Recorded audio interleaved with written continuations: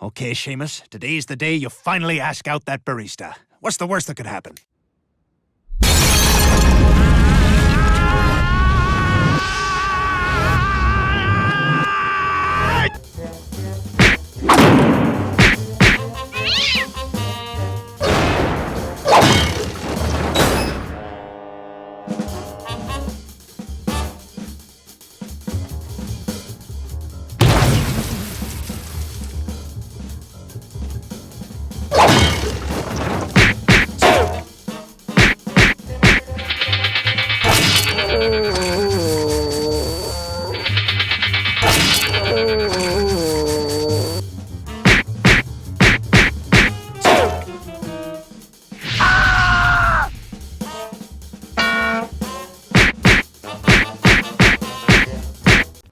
You know, that chicken's kid is in my preschool class. I don't really want to be friends with him, but he knows a lot of chicks. And backwards rim shot.